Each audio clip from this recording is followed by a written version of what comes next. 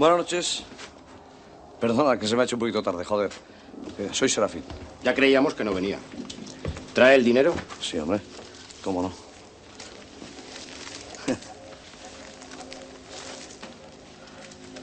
momentito.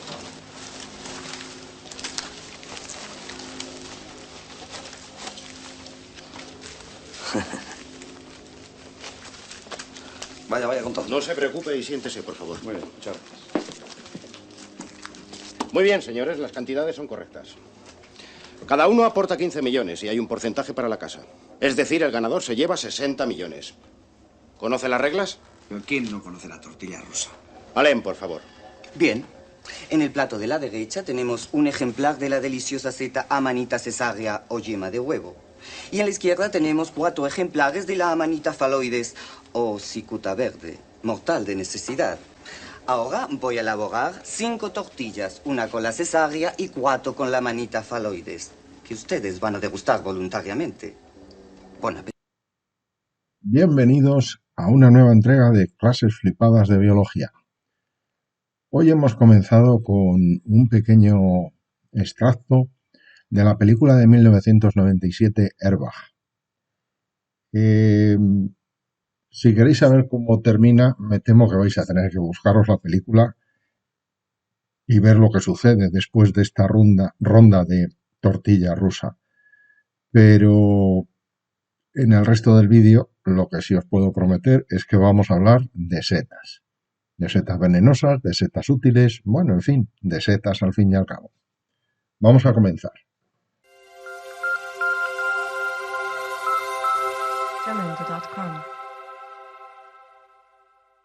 En el reino hongos se incluyen organismos pluricelulares, eucariotas y heterótrofos, y además tienen pared celular de quitina. Estos son cosas que conocéis incluso de primero de la ESO. Pero vamos a profundizar en las características de los organismos de este reino. La primera característica de la que vamos a hablar son sus células especiales. Hemos visto, cuando hemos estudiado en temas anteriores los tipos de células, que aunque tradicionalmente se suelen estudiar 2 tipos de células eucariotas, la animal y la vegetal, hay un tercer tipo, que son las hifas. Las hifas son las células que presentan los organismos del reino hongos. Suelen ser células alargadas, filamentosas, cuyo conjunto recibe el nombre de micelio. El micelio suele quedar incrustado en el sustrato sobre el que crece el hongo y a veces se puede compactar y formar estructuras especiales, normalmente relacionadas con la reproducción. Se trata en algunos casos de esporangios y en otros casos se les denomina carpóforos. Precisamente a los carpóforos es a lo que solemos llamar popularmente setas. De modo que seta y hongo no es exactamente una sinonimia, sino que la seta es una parte del hongo, nada más. Pero en el hongo además está el micelio. Bien, no todas las hifas de los hongos son iguales. Vamos a distinguir 2 tipos principales. Algunas hifas tienen multitud de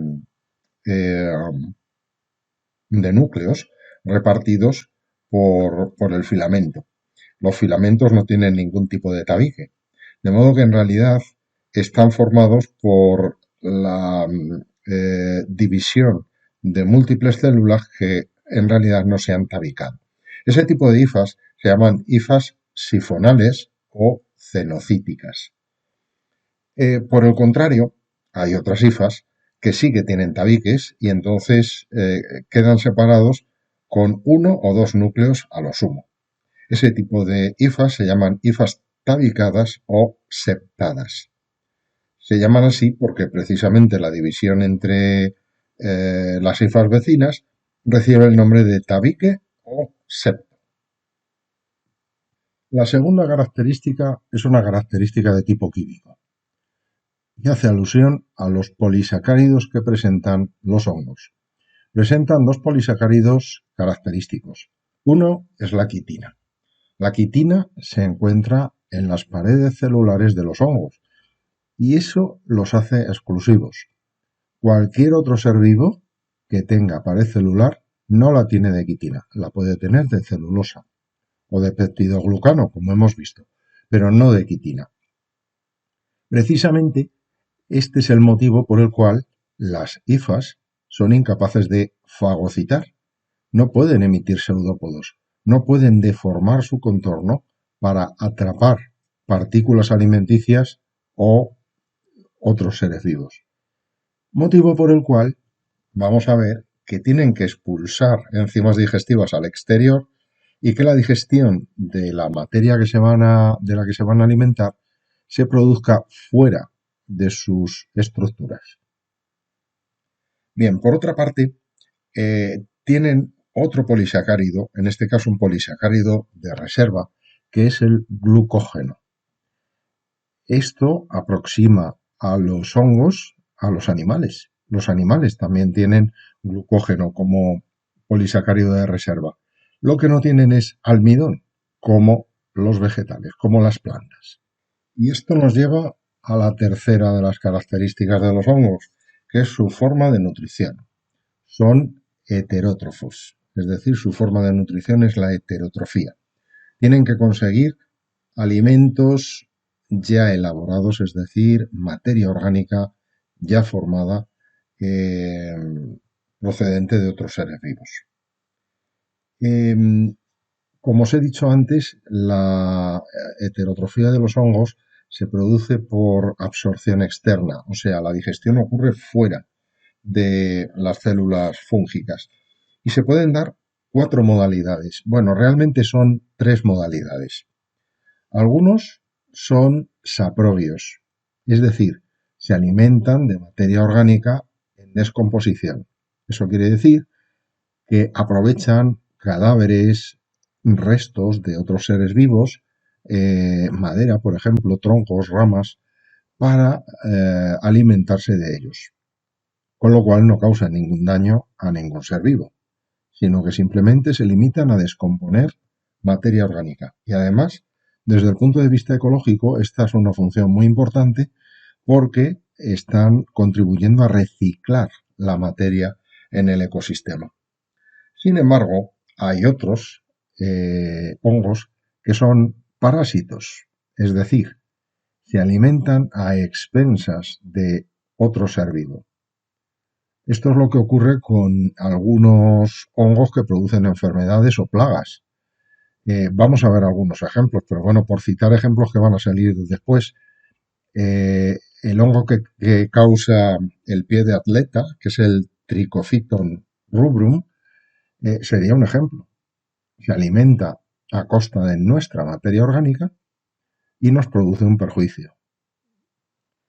Bien, sin embargo, también se puede dar el caso contrario, el caso en el que la relación entre el hongo y el ser vivo del que se va a alimentar sea beneficiosa. Y en este caso se va a producir una simbiosis. Hay hongos simbióticos que van a conseguir su alimento a expensas de otro ser vivo, pero por su parte le van a beneficiar también. El ejemplo más claro es el caso de los líquenes. En los líquenes, un hongo y un alga conviven de forma simbiótica. El alga, como es autótrofa, fabrica alimento no solo para ella, sino también para el hongo. Pero el hongo contribuye a proteger de la humedad al alga y además a favorecer su reproducción. Pero si en algo son variados los hongos, es en sus formas de reproducción. Posiblemente son los organismos con mayor variedad de formas reproductivas que hay. Los hongos se pueden reproducir asexualmente y sexualmente. Como en todos los casos, la reproducción sexual implica que no haya intercambio de material genético entre dos individuos. La reproducción asexual puede ocurrir de una forma sin ningún tipo de especialización, por fragmentación de hifas, es decir, se fragmenta un trozo del hongo y entonces los dos fragmentos resultantes regeneran un individuo, con lo cual está aumentando el número de individuos en la población. Vale, pero tienen también una forma de reproducción asexual más especializada por medio de células llamadas esporas. Esporas asexuales, porque son esporas en las que no ha habido intercambio genético. Las esporas habitualmente se forman en agrupaciones de hifas llamadas esporangios. Por lo demás, las esporas digamos que funcionan de una forma parecida a las semillas. Cuando caen al medio, si las condiciones son adecuadas, comienzan a crecer y entonces reproducen un nuevo individuo. Pero más interesante es el caso de la reproducción sexual. Los órganos sexuales de los hongos se llaman gametangios y la fecundación, es decir, la fusión de los dos gametos, puede ocurrir de tres maneras distintas. Una es por gametogamia, que es, digamos, el proceso normal. Es como ocurre también en los animales. Los gametos son liberados por los gametangios, son expulsados al medio externo y en el medio externo se produce la fecundación. Eso es la gametogamia. El cigoto resultante crece y produce un nuevo individuo. Sin embargo, también puede ocurrir una gametangiogamia, es decir, se fusionan no los gametos, sino los gametangios enteros. Es decir, no la célula reproductora, sino el órgano que las produce. Es una particularidad que solo ocurre en los hongos. Y todavía puede ir más allá, porque el intercambio de información puede ocurrir por fusión directa de células somáticas. Y en este caso recibe el nombre de somatogamia. ¿Vale? Es decir, que hay tres mecanismos diferentes de reproducción sexual en los hongos. Una cuestión que tiene que ver con la reproducción sexual. Lo normal en cualquier proceso reproductivo sexual es que una vez que se encuentran los gametos se fusionen. Y cuando se han fusionado los gametos, los núcleos que se encuentran en el mismo citoplasma se fusionen también. Bueno, pues esto también puede ocurrir en los hongos, pero además existe otra posibilidad, y es que una vez que se ha producido la fusión de gametangios o la somatogamia, la fusión de hifas, los núcleos queden en el citoplasma sin fusionarse. Entonces se originan células dicarióticas, células con dos núcleos, que reciben el nombre de dicarión.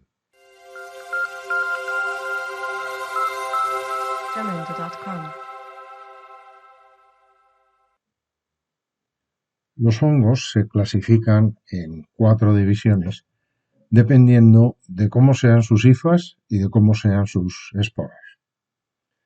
La división menos evolucionada son los quitridiomicetos. Los quitridiomicetos tienen hifas cenocíticas, es decir, de esas hifas que tienen un montón de núcleos sin aparecer tabicaciones. Y además son las únicas que tienen un tipo de esporas que se llaman zoosporas. Se llaman así porque son esporas flageladas y que por lo tanto se pueden mover. Es algo totalmente excepcional en los hongos. Solo estos hongos son capaces de producir este tipo de esporas. Que recuerda, por otra parte, bastante, pues por ejemplo, a los espermatozoides que tienen los animales, que están flagelados y que son el grupo con el que guardan un parentesco bastante cercano. No son muy conocidos. Os he puesto estos dos ejemplos, celomices y alomices, que son dos hongos acuáticos que pueden parasitar algas, algunos anfibios, en fin, no tienen un mayor interés, digamos, desde el punto de vista humano. La segunda división son los cigomicetos. Los cigomicetos tienen también hifas cenocíticas o sifonales, como los anteriores. Digamos que eso lo podemos interpretar como que es una característica de poca evolución dentro de los hongos. Y producen también un tipo de esporas muy peculiares que se llaman cigosporas. Las cigosporas tienen grandes paredes protectoras que aíslan y que permiten que las esporas perduren durante mucho tiempo. Aquí sí que hay ejemplos conocidos. A vosotros los términos Rhizopus y Mucor, que son los nombres de los géneros más frecuentes, no os dicen nada, pero sí que los conocéis, porque Rhizopus y Mucor son dos de los hongos que crecen, por ejemplo, en el pan o en las frutas.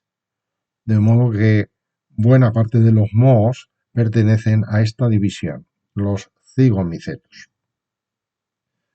La siguiente división son los ascomicetos. Aquí la cosa cambia. Las hifas ya son septadas, total o parcialmente, pero septadas, y tienen dicarion. Los ascomicetos producen unas esporas que se llaman ascosporas porque los esporangios en donde se forman son alargados y las esporas dentro de ellos se presentan en fila india. Entre ellos hay ejemplos muy conocidos. Por ejemplo, Saccharomyces corresponde al género al que pertenece la levadura de la cerveza, que se utiliza no solo para la elaboración de cerveza o vino, sino también para la elaboración del pan, para la fermentación de la masa del pan. O el género Morquela, que es una seta comestible que se conoce popularmente con el nombre de colmenilla. Es posible que no la hayáis visto nunca en vivo en el campo, pero es posible que sí la hayáis visto en revistas o en algún reportaje en la televisión. Y por último, los basidiomicetos, digamos que son las setas típicas, tienen también hifas septadas con dicarion, como los ascomicetos, pero tienen otro tipo de esporas diferentes que se llaman basidiosporas. Las esporas en sí son muy parecidas a las anteriores, pero los esporangios donde se forman no. Tienen formas variadas y jamás aparecen las esporas dispuestas en fila india. Son multitud los ejemplos que posiblemente incluso vosotros conocéis, pero os pongo dos géneros muy conocidos. El género Amanita, que es un género en el que hay muchísimas especies venenosas, aunque algunas son comestibles, como habéis visto antes en el corte de la película Airbag, en donde jugaban a la tortilla rusa. Bueno, pues la Amanita phalloides es un ejemplo de Amanita venenosa y la Amanita caesarea es un ejemplo de especie comestible. Y el género Agaricus que estoy convencido de que lo habéis comido alguna vez porque es al que pertenecen los champiñones. Y con esto terminamos este peligroso y delicioso reino, el de los hongos, que da paso ya a los dos reinos más conocidos, que son los que veremos en los dos próximos vídeos. El reino de los animales y el reino de las plantas. Así que, bueno, pues como siempre, despido una nueva clase flipada de biología hasta el próximo vídeo, esperando que este os haya resultado útil y entretenido. Hasta el próximo vídeo.